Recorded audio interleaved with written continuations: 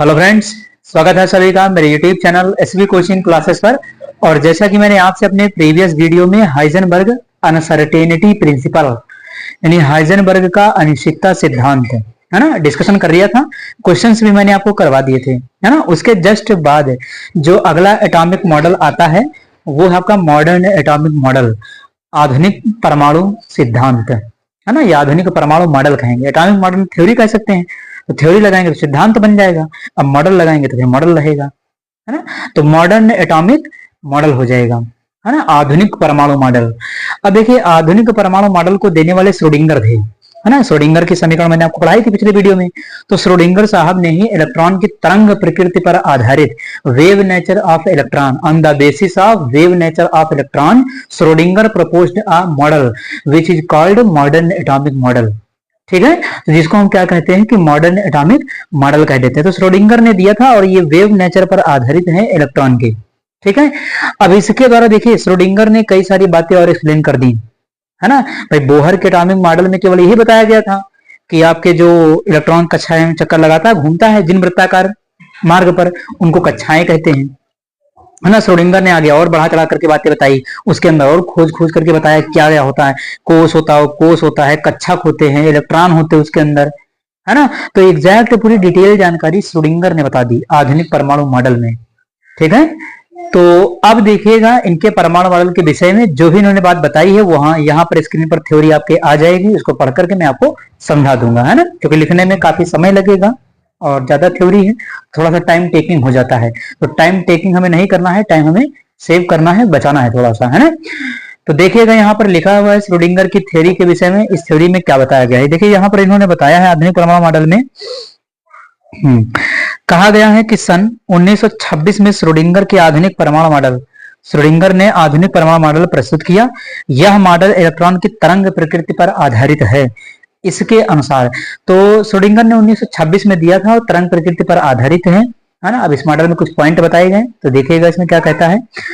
कहता कि परमाणु की संरचना में दो मुख्य भाग होते हैं। पहला पॉइंट देखिए इसमें क्या कहता है। पहला पॉइंट कहता है कि परमाणु के केंद्र पर धनावेशित भाग जिसे नाभिक कहते हैं। देखिए आपके सामने बना हुआ है, ये न्यूक्लियस है, जहां पर पॉजिटिव चार्ज है ये न्यूक्लियस है। आप इस पर लिख लीजिएगा, ये न्यूक्लियस है, बाहर इलेक्ट्रॉन है ना। ये डायग्राम मैंने इसीलिए बनाया आपको समझाने के लिए, क्लियर करने के लिए पूरी बात। ठीक है, तो ये न्यूक्लियस है आपका, बीच में सेंटर में नाभिक रहता है परमाणु के, बाकी उसके बाहर क्या रहते हैं, कक्षाओं में इलेक्ट्रॉन रहते हैं। ठीक है, तो ये फर्स्ट नंबर पॉइंट हो गया। उसके बाद देखिएगा सेकंड नंबर में क्या कहा है, इन्होंने बताया है कि नाभिक के बाहर चारों ओर का त्रिविम क्षेत्र जिसमें इलेक्ट्रॉन के पाए जाने की संभावना सबसे अधिक होती है उसको कोष या कक्ष, ऑर्बिट लिखा हुआ है तो कोष भी कह सकते हैं या फिर कक्ष भी कह सकते हैं, ऑर्बिट इंग्लिश में। ठीक है, हाँ कहते हैं अन्य शब्दों में नाभिक के बाहर के क्षेत्र में कोष या उपकोष या कक्षक होते हैं। तो देखिए कोष जो है, कोष के अंदर भी उपकोष होता है ना, और उपकोष में क्या है, कक्षक। ठीक है, इसको जनरल एग्जांपल मैं आपको देता हूं। जैसे आपका क्या है कि आपका घर है ना। तो घर क्या है, घर को हम मान लेते हैं यहाँ पर कोष, है ना। घर को मान लेते हैं कि घर आपका क्या है, कोष है। और उस घर के अंदर जो आपके यहाँ छोटे छोटे कमरे बने हुए हैं, है ना, घर के अंदर भी कमरे होते हैं, तो उन कमरों को मान लेते हैं क्या है कि वो आपके उपकोष हैं, सबसेल कहते हैं उनको। कोष को सेल कहेंगे, उपकोष को सबसेल कहते हैं। तो कमरों को मान लिया कि हमने वो क्या है, सबसेल हैं। और उस कमरे के अंदर जहां पर आपके बैठने की जगह है, लेटने की जगह है ना, उठने की जगह है, ठीक है, जिस जगह का आप उपयोग कर रहे हैं या कोई भी वस्तु जिस जगह पर रखी हुई है उसको हम मान लेते हैं उसका कक्षक, ऑर्बिट, है ना। या मान लिया कि उस कमरे में किसी एक निश्चित स्थान पर चेयर पड़ी हुई है ना, या टेबल रखी हुई है ना, या टेबल है या बेड है, कुछ भी वस्तु मान सकते हैं। उस स्पेशल जगह पर कोई भी वस्तु जहां पर रखी है उसको हम मान लेते हैं कि यहाँ पर क्या है, टेबल है, चेयर है, बेड है, जो भी है ना, उसको हम मान लेते हैं कि वो कक्षक है। ठीक है, और उस कक्षक पर क्या है, वो इंसान विद्यमान है या उपस्थित है। तो उसी कक्षक में क्या है, इलेक्ट्रॉन उपस्थित है। ठीक है, तो घर हो गया कोष, घर का कमरा हो गया उपकोष, और कमरे का एक निश्चित स्थान जहां पर कोई वस्तु रखी है ना, या कोई व्यक्ति उपस्थित हो या बैठे, ठीक है, उसको हम क्या कह देंगे, कक्षक। ठीक, और कक्षक में वो व्यक्ति उपस्थित होगा, ये वो वस्तु उपस्थित होगी। ठीक है, तो सब अंदर से अंदर वाले पार्ट में जा रहे हैं सब। ठीक है, तो ये जनरल बात थी जो मैंने आपको यहाँ पर बता दिया है ना। तो सेकंड नंबर पॉइंट आपका यही कह रहा था कि नाभिक के बाहर के क्षेत्र में कोष, उपकोष या कक्षक पाए जाते हैं। ठीक है, इतनी बात बता दिया, तो ये क्लियर हो गया होगा। अभी सारे पॉइंट मैं यहाँ पर लगा दूंगा, आप उनका स्क्रीनशॉट ले लीजिएगा फिर, है ना। उसके बाद देखिएगा अगला पॉइंट आपका क्या कहता है कि परमाणु नाभिक के चारों ओर इलेक्ट्रॉन भिन्न भिन्न आकृतियों तथा ऊर्जा के परमाणु कक्षकों में वितरित होते हैं। एक कक्षक में अधिकतम 2 इलेक्ट्रॉन रह सकते हैं, परंतु उनके चक्रण की दिशा विपरीत होती है। कह रहा है कि प्रत्येक कक्षा में, है ना, एक कक्षक में, कक्षा नहीं कहेंगे, कक्षक कह दीजिए, तो प्रत्येक कक्षक में 2 इलेक्ट्रॉन रह सकता है, और उस कक्षक में इलेक्ट्रॉन की जो चक्रण की दिशा है वो क्या है, उल्टा है, अपोजिट स्पिन है, यानी एक क्लॉकवाइज तो दूसरा एंटी क्लॉकवाइज। ठीक है, जस्ट एक दूसरे का अपोजिट। जैसे मोबाइल का डाटा देखा होगा, आधा एरो ऊपर आधा एरो नीचे। ठीक है, तो उस तरीके से उपस्थित होता है। ठीक है, उसके बाद अगला पॉइंट देखिएगा, थर्ड नंबर क्या बताया गया है, इसमें लिखा हुआ है कि परमाणु कक्षकों से उपकोष या उप ऊर्जा स्तर बनते हैं तथा इन उप ऊर्जा स्तरों से निश्चित ऊर्जा के मुख्य ऊर्जा स्तर बनते हैं, जिन्हें कोष कहा जाता है। ठीक है, तो इन्हीं ऊर्जा स्तरों से क्या होता है, ये कोष बनते हैं, बताया जा रहा है। ठीक है, अगला देखिएगा 4 नंबर, कोष को क्रमशः KLMNOP अक्षरों से प्रदर्शित करते हैं। तो कई सारे अक्षर हैं, ठीक है, इनसे प्रदर्शित करेंगे। ये इंग्लिश के अल्फाबेट हैं, है ना, जिनका यूज किया गया है, रिप्रेजेंट किया है। नाभिक के समीपस्थ कोष को K, दूसरे कोष को L, तीसरे कोष को M, चौथे कोष को N, पांचवें कोष को P, इसी तरीके से आगे बढ़ता जाएगा। और इनको हम क्या कहेंगे, 1 2 3 4 5, है ना। जैसे आप देखिएगा है डायग्राम में, देखिए पहला कोष है K, दूसरा कोष L, तीसरा कोष M, चौथा कोष N, पांचवा कोष P, फिर Q, फिर R, ये चलता जाएगा। ठीक है, तो ये सारे कोष हैं, पहला कोष K, दूसरा कोष L, तीसरा कोष M, चौथा कोष N। ठीक, तो ये कोष हो गए। ठीक, कोष की बात बता दिया है। अब उसके बाद आगे देखिएगा क्या कहता है, कदा कि किसी कोष में उपकोषों की कुल संख्या उसकी मुख्य क्वांटम संख्या स्मॉल n के बराबर होती है। कदा कि कोष में उपकोष की जो संख्या होती है वो मुख्य क्वांटम संख्या के बराबर होती है ना। तो ये क्या बताया कि उसकी मुख्य क्वांटम संख्या n के मान के बराबर होती है तथा कक्षकों की संख्या n² होती है ना। कक्षकों की संख्या n² होती है, तो कक्षकों की संख्या कितनी होगी, n² हो जाएगी, है ना। कोष की संख्या क्या होगी, तो जितने कोष होंगे उतने ही क्या होते हैं उसके अंदर उपकोष। एक K में केवल एक उपकोष है, देखिए ऐसा है। ठीक है, तो बता दिया इसने कि जितने आपके कोष होंगे, कोष की जितनी संख्या है ना, उसकी मुख्य क्वांटम संख्या का मान जितना होगा उतने ही उसके अंदर उपकोष होंगे। ये क्या कह रहा है, तो देखिए जैसे K है, K क्या है आपका पहला कोष, है ना, आपको बता देते हैं। तो K क्या है, पहला कोष है, K हमारा क्या है, तो K आपका पहला कोष। ठीक है, तो पहले कोष में मुख्य क्वांटम संख्या, यही संख्या क्या है, मुख्य क्वांटम संख्या। ठीक, कोष का नंबर ही मुख्य क्वांटम संख्या होती है। तो पहला कोष 1 हो गया।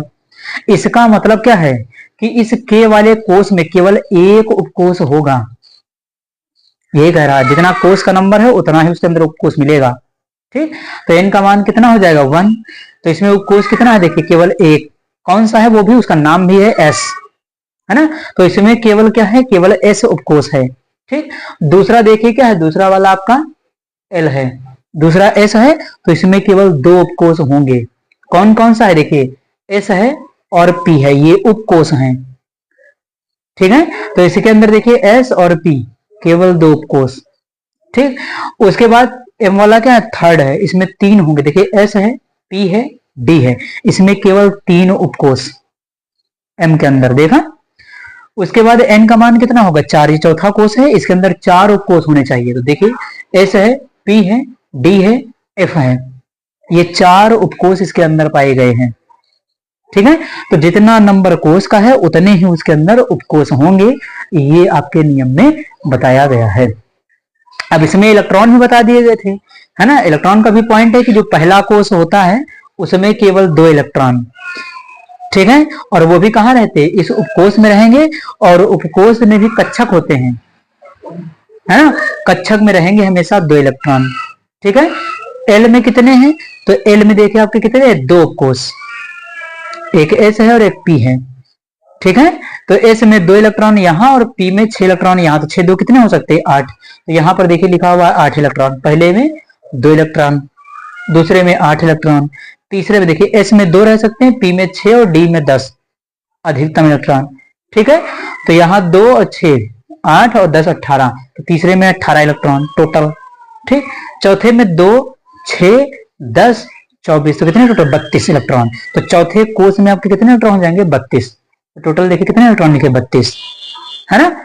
अब देखिए उसके बाद कक्षकों की संख्या अगर निकालना है तो n स्क्वायर कर दीजिए, कोष का क्या है, कोष का आप स्क्वायर कर दीजिए तो आपको ये मिल जाएगा, है ना। देखिएगा जैसे यहाँ पर आपको बता देते हैं, जैसे कोष का मान देखिए कितना है, n का मान 1 है। पहले कोष की बात कर रहे हैं, n का मान कितना है 1। अगर इसमें उपकोष पता करना है तो उपकोष उसने कह दिया जितना n का मान होगा उतना ही होगा, यानी इसके अंदर उपकोष कितना होगा, इसके अंदर उपकोष आपका केवल कितना होगा, 1। तो उपकोष तो बराबर होगा मुख्य क्वांटम संख्या की, ये मुख्य क्वांटम संख्या स्मॉल n है। ठीक है, जो कोष की संख्या को बताती है कौन सा कोष है, तो n का मान 1, तो उपकोष भी कितना है 1। अब इसमें कक्षक अगर पता करना है तो क्या बताया उसने कि ये जो मुख्य क्वांटम संख्या है या कोष की जो संख्या है उसका स्क्वायर कर दीजिए, तो स्क्वायर करिए इसका 1 का, तो 1 का स्क्वायर क्या रहेगा, 1। ठीक है, यानी इसमें केवल और केवल कौन सा, केवल एक कक्षक होगा। ठीक है, और n के मान 1 से हमें क्या पता चला था कि ये k कोष था, तो k कोष में केवल एक उपकोष होगा और एक ही उसके अंदर क्या होगा, कक्षक होगा। ठीक, देखिए वही ऐसे लिखा हुआ था। अभी क्या करिए, n का मान 2 कर लीजिए, n के मान 2 का मतलब क्या है, ये मुख्य क्वांटम संख्या यानी दूसरा कोष कौन सा है, l है, दूसरा कोष l है। ठीक, अब उसके बाद क्या करना है, इसमें अगर उपकोष निकालना है तो उपकोष n के मान के बराबर होता है, तो n का मान कितना 2, तो उपकोष कितने हो जाएंगे, उपकोष हो जाएंगे आपके 2। ठीक है, 2 उपकोष हो गए। अब अगर इस कोष में कक्षक निकालना है या उपकोष में कक्षक निकालना है तो क्या करना पड़ेगा, ये जो n की वैल्यू है मुख्य क्वांटम संख्या या कोष की संख्या, इसका स्क्वायर कर दीजिए, तो स्क्वायर कर दिया 2, तो ये कितना हो गया 4। ठीक है, तो इसका स्क्वायर कर देंगे तो यहाँ पर कक्षकों की संख्या कितनी हो जाएगी, 4। तो ये 4 क्या है इसका कक्षक। ठीक है, और जो कि मैंने आपको बता भी दिया है, पहले वाले में देखिए केवल एक कक्षक था, तो कक्षक के तौर पर यहाँ कौन था, केवल s, है ना, जिसको दिखाने के लिए सिंबल देखिए मैंने बनाया है एक डब्बा। देखिए s के लिए एक डब्बा बनाया, p में 3 डब्बे होते तो 3 डब्बे बना दिया, d में 5 डब्बे होते बना दिया, f में 7 डब्बे होते हैं बना दिया। ठीक है, तो s में कितने इलेक्ट्रॉन रह सकते हैं, तो 2 रह सकते हैं। p में देखिए एक डब्बे में 2 इलेक्ट्रॉन, तो p में टोटल कितने हो जाएंगे 6, 2 2 4 2 6 होगा, तो p में टोटल कितने हो जाएंगे 6 इलेक्ट्रॉन। ठीक, d में देखिए कितने डब्बे होते हैं 5 डब्बे, ये फिक्स है ना, 5 डब्बे होते हैं डी के अंदर, एक डब्बे में 2 इलेक्ट्रॉन, तो डी में कितने इलेक्ट्रॉन 10, तो डी में 10 इलेक्ट्रॉन। एफ में कितने डब्बे होते हैं, तो टोटल 7 डब्बे, देखिए 7 डब्बे हैं, एक डब्बे में 2, तो एफ में कितने टोटल 14, तो यहाँ कितने इलेक्ट्रॉन हो जाएंगे 14। ये देखिए, तो एस में 2 इलेक्ट्रॉन रह सकते हैं, पी में 3 डब्बे होते तो 6 इलेक्ट्रॉन रह सकते हैं, डी में 5 डब्बे होते तो 10 इलेक्ट्रॉन रह सकते हैं, एफ में 7 डब्बे होते तो 14 इलेक्ट्रॉन रह सकते हैं। ठीक है, तो ये मैंने आपको सब कुछ बता दिया, कोष उपकोष और उसमें कक्षक और उसमें इलेक्ट्रॉन। ठीक है, यही चीज देखिए यहाँ पर लिखी हुई थी। अब इसके पास केवल एस था तो इसमें 2 इलेक्ट्रॉन रह सकते थे, तो इसके पास देखिए एस और पी दोनों है, तो 2 यहाँ और 6 पी के, तो पी में 6 और इसमें 2, तो कितने हो जाएंगे 8, तो वही 8 लिखा हुआ था। ठीक है, यहाँ 2 यहाँ 6 यहाँ 10 रह सकते हो, उधर मैंने बताया, तो ये कितना हो जाएगा 8 और 10 कितना हो जाएगा 18, तो तीसरे में कितने हो गया 18। ठीक, तो इसी तरीके से आप क्या कर सकते हैं, इसमें कोष उपकोष कक्षक और इलेक्ट्रॉन की संख्या बता सकते हैं। ठीक, बात देखिएगा अगला पॉइंट, ये लास्ट पॉइंट है इस थ्योरी का, देखिए इसमें क्या बताया गया है, यहाँ पर इसको समझ लेते हैं, है ना। तो इसमें कहा है कि उपकोषों की संख्या क्रमशः एस पी डी एफ आदि अक्षरों से प्रदर्शित करते हैं। ठीक है, एक एस उपकोष में केवल एक एस कक्षक होता है। अगर कि एस उपकोष में केवल एक कक्षक होता है। देखिए मैंने डब्बा एक दिखाया था आपको, एस में केवल एक डब्बा, पी में 3 डब्बे, डी में 5 डब्बे, एफ में 7 डब्बे। देखिए भाई बनाया था, इनको क्या कहते हैं? ऑर्बिटल कहते हैं, कक्षक। ठीक, तो ये बात क्लियर हो गई। उसके बाद पी उपकोष में समान ऊर्जा के 3 कक्षक, पी में 3 कक्षक बना ही दिया है ना। डी में 5 कक्षक, यही लिखा हुआ है इसमें, देखिए डी में 5 कक्षक, एफ में 7 कक्षक। इनके नाम भी अलग अलग होते हैं, लेकिन नाम लिखा है। पी में 3 कक्षक है, पहले का नाम पी एक्स, दूसरे का नाम पी वाई, तीसरे का नाम पी जेड। ये एक्स वाई जेड क्या है? तो ये एक्स वाई जेड आपके एक्सिस हैं, अच्छे हैं। ठीक, उसके बाद डी में देखिए 5 हैं, 5 कक्षक हैं डी में, और सबका नाम अलग अलग। देखिए क्या नाम है? D X Y, D Y X, D Z X, D X square minus Y square और डी जेड स्क्वायर। ठीक है, तो सभी का नाम। एफ में याद नहीं करना है, एफ में तो भी पागल हो जाएंगे है ना, याद करने लगेंगे तो, क्योंकि एफ में कॉम्प्लेक्स है नाम, 7 कक्षक है और सातों का नाम बहुत कठिन है, जटिल है, इसको आप याद नहीं कर सकते। ठीक है, उसको याद करने की आवश्यकता भी नहीं है आपको, बस डी तक याद रखिए। यहाँ से आपके 12th और ग्रेजुएशन और पीजी वीजी सब हो जाएगा उसी में, है ना। एफ कक्षक आपको कहीं पढ़ने को नहीं मिलता, उसके नाम याद करने का, कि नाम याद करना पड़े। जो जरूरी है नाम वो मैंने आपको बता दिया है यहाँ पर। ठीक है, तो बीच में न्यूक्लियस है, कोष है, कोष उपकोष से मिलकर के बने हैं, उपकोष के अंदर कक्षक होते हैं, कक्षक में इलेक्ट्रॉन रहते हैं। किसमें कितने इलेक्ट्रॉन है, सारी चीजें मैंने आपको बता दिया। पहले में 2, दूसरे में 8, तीसरे में 18, चौथे में 32। किसके हिसाब से है? तो उपकोष के हिसाब से। एस तो 2 एसपी, इसमें 8 एसपीडी, तो इसमें 18 एसपीडीएफ, इसमें चारों होते हैं तो 32।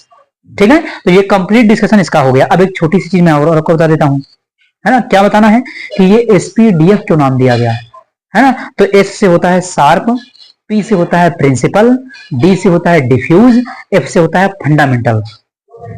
ठीक है, तो ये एक जनरल नाम दिया गया है, इसका कोई बहुत बड़ा लॉजिक नहीं है ना। जो एस पी डी एफ, ये इनकी प्रकृति या गुण के आधार पर कह सकते हैं कि इनको नाम दे दिया गया कक्षकों का, है ना। वो साइंटिस्ट ने जो भी अध्ययन किया होगा अपना गुणों के आधार पर, प्रकृति के आधार पर, तो उसी हिसाब से अपना एसपीडीएफ इनको नाम बता दिया। ठीक है, तो आप क्या करेंगे, अभी पूरी थ्योरी के पॉइंट यहाँ पर लिख जाएंगे और आप क्या करिएगा, उनको स्क्रीनशॉट लेकर के, है ना, जैसे उसमें लिखे होंगे वैसे आप उसका नोट्स बना लीजिएगा। इस डायग्राम का स्क्रीनशॉट ले लीजिएगा, है ना।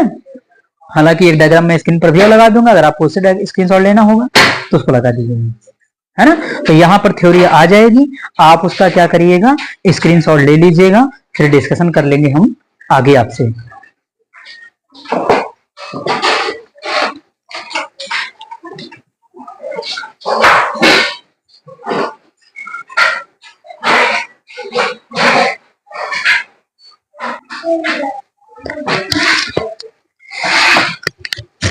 अब यहाँ पर देख लेते हैं कि जो ब्रीफ डिस्कशन है ना, जो मैंने इतनी लॉन्ग थ्योरी आपको बता दिया मॉडर्न एटॉमिक मॉडल की, उसको अगर इजी वे में सिंपलीफाई किया जाए, ब्रीफ डिस्कशन उसका लिया जाए, एक ब्रीफ डायग्राम अगर उसका बनाया जाए तो कैसा बनेगा। तो देखिए श्रोडिंगर ने ये भी डायग्राम बना करके दिया है, हालांकि ये पता होने के बाद तो बना सकते हैं डायग्राम, है ना। इसको देखिए लिखा है मुख्य क्वांटम संख्या स्मॉल एन, ये प्रिंसिपल क्वांटम नंबर है ना, स्मॉल एन से रिप्रेजेंट करते हैं इसको। ठीक है, तो इधर लिखा है मुख्य क्वांटम संख्या, यही वो संख्या है जो कोष की संख्या को बताती है।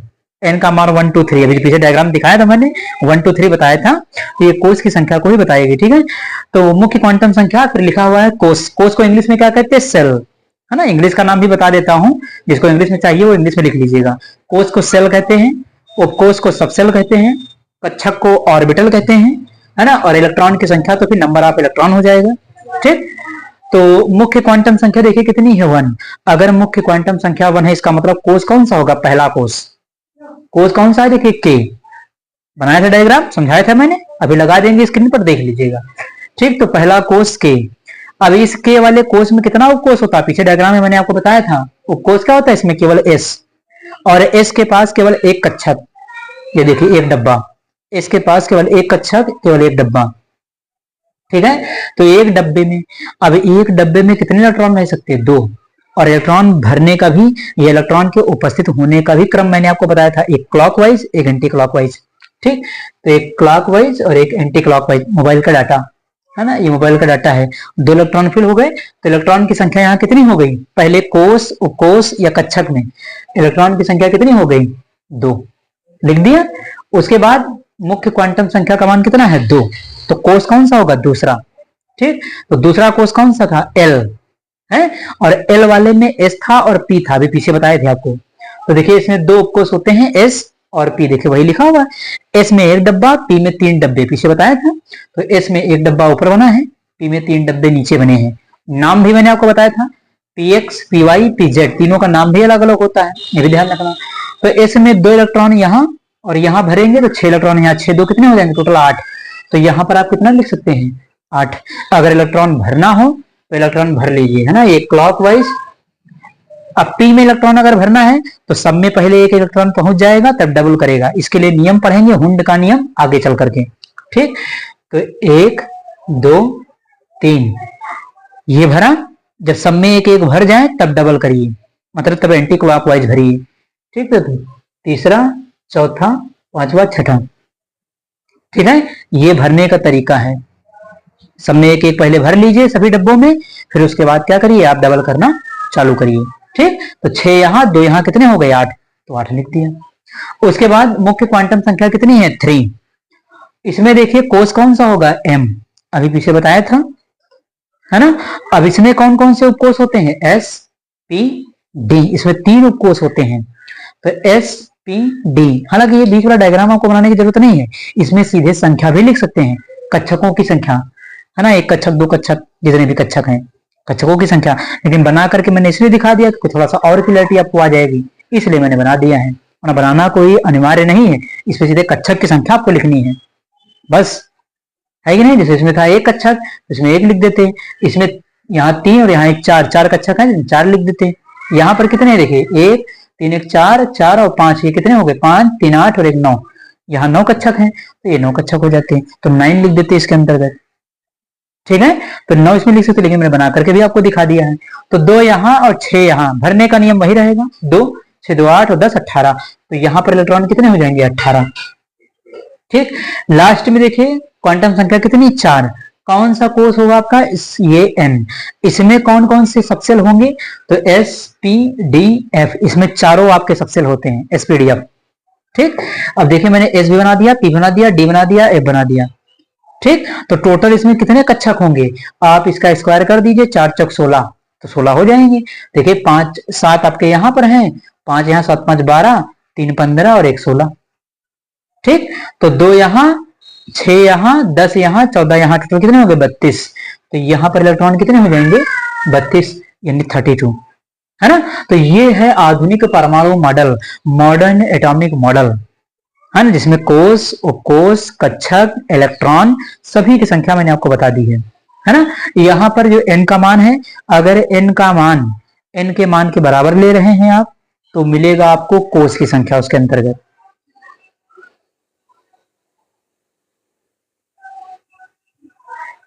ठीक है, तो मिलेगा कोष। जैसे n का मान 1 लिया, है ना, तो n का मान 1, तो 1 का मतलब उसमें 1 उपकोष भी होगा। ठीक है, n का मान 2, तो उसमें 2 उपकोष भी होंगे।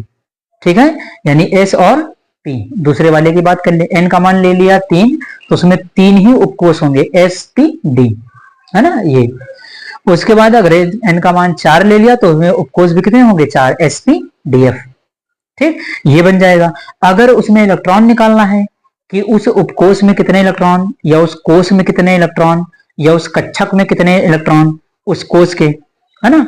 कक्षक में तो मान लिया अलग अलग कह सकते हैं, लेकिन कंप्लीटली अगर कहा जाएगा कि कोष में बताइए कितने इलेक्ट्रॉन, जैसे मैंने आपसे कह दिया कि n बराबर 4, है ना, एक सवाल पूछ लिया आपसे कि n बराबर 4 है, n बराबर 4, है ना। यहां मैंने सवाल दिया छोटा सा आपको, n बराबर 4 वाले कोष में उपस्थित इलेक्ट्रॉनों की कुल संख्या बताइए, ये प्रश्न कर दिया।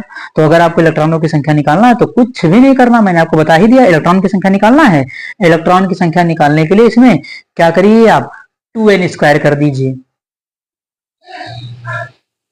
तो n बराबर 4 मैंने आपको दे दिया। अब यहां पर मैं आपसे 2 चीजें पूछने जा रहा हूं। कौन कौन सी चीजें? एक पूछ रहा हूं कक्षकों की संख्या, और एक आपसे पूछूंगा इलेक्ट्रॉनों की संख्या। है ना। कक्षकों की संख्या निकाल के दिखाइए, तो कक्षकों की संख्या मैंने बताया था n का स्क्वायर कर देंगे तो आपको कक्षकों की संख्या मिल जाएगी। जैसे n बराबर 4 में पूछा गया कि कितने कक्षक हैं, तो कक्षक निकालने के लिए क्या करेंगे, n का स्क्वायर यानी 4 का स्क्वायर कर देंगे, तो 4 का स्क्वायर कितना हो जाएगा 16, यानी n बराबर 4 वाले में कक्षक कितने होंगे 16। अब दूसरा प्रश्न ये भी बन गया है ना कि n बराबर 4 जो आपका मान है, n बराबर 4 वाले कोष में इलेक्ट्रॉनों की कुल संख्या कितनी होगी। तो जब इलेक्ट्रॉनों का संख्या पूछ ले आपसे तो वहां पर कर देते हैं 2n स्क्वायर। ध्यान रखिएगा फार्मूला क्या है, तो 2n स्क्वायर। ये देखिए इसको ध्यान रखिएगा, कहीं भी किसी कोष में, है ना, कोष की बात कर रहे हैं, किसी भी कोष में अगर इलेक्ट्रॉनों की संख्या, कुल संख्या निकालना है इलेक्ट्रॉनों की, तो आप फार्मूला क्या करेंगे 2n स्क्वायर। ठीक, ये याद रहेगा। तो 2n स्क्वायर कर देंगे, n का मान देखिए कितना है, n का मान 4 दिया गया था, तो यहां पर कर दीजिए 2 और गुणे 4 और 4 का स्क्वायर, तो 4 का स्क्वायर 16 और 16 गुणे 2 कितना हो जाएगा 32, यानी इलेक्ट्रॉन कितने हो गए 32। तो अगर इलेक्ट्रॉन की संख्या कोष के अंदर निकालनी है तब आपको क्या करना पड़ेगा, 2n स्क्वायर का फार्मूला लगा दीजिए, वहां से वो आपका सॉल्व हो जाएगा, आंसर निकल करके आ जाएगा। तो ये मैंने 4 के लिए बता दिया, आप 3 के लिए लगाइए, 2 के लिए लगाइए, 1 के लिए लगाइए, किसी के लिए लगा दीजिए, कोई दिक्कत नहीं, सभी को आप निकाल सकते हैं, है ना। बस ध्यान ये रखना है एक छोटी सी चीज कि कभी भी अगर आपसे पूछता है ना, कक्षक निकालने के लिए, कक्षक निकालने के लिए पूछता है तो हमेशा आपको क्या करना पड़ेगा, n स्क्वायर करना पड़ेगा कोष में। ठीक है, अगर आपसे इलेक्ट्रॉन पूछता है तो यहां पर करना पड़ेगा 2n स्क्वायर। तो कक्षक पूछता है तो n स्क्वायर, इलेक्ट्रॉन पूछता है तो 2n स्क्वायर, है ना। इस तरीके से क्या करना है, ये आपको निकाल लेना। और अगर उपकोष पूछ ले तो कुछ नहीं करना है, जितना n का मान है उतने ही उसके अंदर उपकोष होंगे। ठीक है, तो ये हो जाएगा, है ना। अब उसके बाद क्या है कि जो चीज मैंने आपको यहाँ पर बताई है ना, उसका अगर डायग्राम में देखना चाहे तो एक डायग्राम में आपकी स्क्रीन पर ये बना हुआ है ना। चाहे डायग्राम आप यहाँ से बना लीजिए, जो मैंने पीछे बनाया था आप उसको देख करके बना सकते हो। तो इसमें भी वही सारी चीजें दिखाई गई जो मैंने आपको यहाँ बताया, कोष उपकोष और ये सब जो डायग्राम इसमें भी बना हुआ है। तो डायग्राम चाहे यहाँ से बना लीजिए चाहे वहां से बना लीजिए, है। तो आप इसका स्क्रीनशॉट ले लीजिए, फिर एक आध छोटे मोटे प्रश्न है इससे संबंधित, उसको मैं आपको सॉल्व करवा देता हूँ।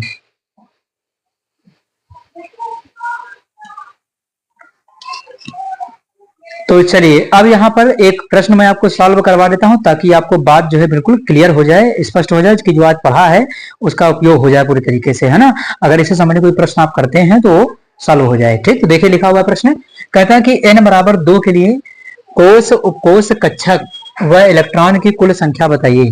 तो कह रहा है n बराबर 2 के लिए, है ना, कोष भी बताना है, उपकोष भी बताना है, कक्षक भी बताना है, इलेक्ट्रॉन की कुल संख्या बताना। अब मान लिया हमको याद नहीं है ना, कि जो हमने चार्ट बनाया उससे हमें नहीं याद है, याद है तो अच्छी बात तुरंत हो जाएगा, और नहीं याद है तो उसका तरीका मैं बता देता हूँ, है ना। तो आज से पूछा n बराबर 2 के लिए कोष क्या होता है, कोष वही होता है जो n का मान होता है वही कोष है कि नहीं। तो अगर आपसे कोष पूछा गया है पहले n बराबर 2 के लिए, तो कोष कौन सा हो जाएगा, कोष बराबर हो जाएगा 2। ठीक है, कोष आपका 2 हो जाएगा। अभी ये याद करना पड़ेगा आपको कि कोष कौन सा था, तो ये KLMNOPQR ये ABCD आती होगी तो फिर लिख ले जाएंगे, कोई दिक्कत नहीं, K से चालू है, बाकी फिर आगे चलते जाइएगा। अब दूसरा कहा तो K के बाद L आएगा, तो कोष का मतलब इसने किस कोष की बात की है, L की, तो कोष दूसरा हो गया L। अगर उपकोष आपको बताना है तो उपकोष भी मैंने आपको बता दिया था, है ना, उपकोष, है ना। उपकोष निकालने के लिए जो n का मान होता है उतनी ही संख्या उसमें उपकोष होते हैं। तो उपकोष भी इसमें कितने हो जाएंगे, उपकोष हो जाएंगे, उपकोष कितने हो जाएंगे 2। अब 2 उपकोष हैं, कौन कौन से होंगे ये आपको याद करना पड़ेगा, है ना। भाई दूसरा है तो इसके अंदर 2 होंगे, पहले से भाई चालू करेंगे तो पहले में तो एक केवल S मिलेगा, दूसरे में जाएंगे S और P मिलेगा, तीसरे में जाएंगे SPD मिलेगा, चौथे में जाएंगे SPDF मिलेगा। फिर दूसरे की बात कर रहा तो कौन कौन मिलेगा, S मिलेगा, P मिलेगा। ठीक है, काम खत्म हो गया इसका। उसके बाद क्या कह रहा था कि कक्षक, अब दिक्कत है कक्षक, अगर कुछ नहीं दिक्कत कोई नहीं, फार्मूला याद है, पता है ट्रिक, हमें निकाल देंगे हम। कक्षकों की संख्या के लिए क्या करते हैं, कक्षकों की संख्या के लिए आप n स्क्वायर कर दीजिए, जो n का मान दिया उसका स्क्वायर कर दीजिए, काम खत्म। तो कक्षक निकालने के लिए हमें क्या करना पड़ेगा, कक्षक निकालने के लिए फॉर्मूला है एन स्क्वायर, और एन का मान कितना दिया है, 2 दिया है, तो लगा दीजिए 2, तो 2 कितना हो जाए, 2 दूनी 4 हो जाएगा, कक्षक कितने होंगे 4, ठीक। और देख रहे हैं 3 यहाँ 1 यहाँ, 3 1 4, तो ऐसे आंसर पता चल गया था, ठीक है। उसके बाद इलेक्ट्रॉन की संख्या भी कह रहा है ना, इलेक्ट्रॉन की संख्या, ठीक। अब इलेक्ट्रॉन की कुल संख्या कहा, तो मैंने आपको बता ही दिया, जो n का मान दिया जाएगा उसी को क्या करना है, 2n स्क्वायर करके फार्मूला लगा देना है। ये देखिए 2n स्क्वायर फार्मूला लगा देना, चलिए लगा दीजिए। ये 2 हो गया, ब्रैकेट ना लगाइए इसमें, है ना, ब्रैकेट लगाने की कोई आवश्यकता है नहीं। तो 2 है, n का मान कितना है, देखिए n का मान है 2, यहाँ इस कर दीजिए स्क्वायर, तो 2 का स्क्वायर कितना हो जाएगा 4, और ये कितना हो जाएगा 4 दूनी 8, यानी इलेक्ट्रॉनों की संख्या कितनी होगी 8, ठीक। तो ये 8 इलेक्ट्रॉन इसके अंदर हो जाएंगे। तो देखिए करके मैंने बता दिया, तो 6 यहाँ 2 यहाँ 8, ऐसे हमको पता चल गया था, लेकिन नहीं आता था तभी मैंने प्रश्न आपको सॉल्व करवा दिया है ना। तो ये रहा आज आपके डिस्कशन का टॉपिक, मॉडर्न एटॉमिक मॉडल, है ना। तो उम्मीद करता हूं कि जो मैंने आपको आज पढ़ाया है वो समझ में आया हुआ होगा, है ना। और अगर चैनल पर नए हैं तो चैनल को सब्सक्राइब करिए, वीडियो को लाइक करिए और शेयर करते रहिए। तो चलिए फिर पढ़ाई करते रहिए, मिलते हैं अपने नेक्स्ट लेक्चर में। Thanks for watching this video.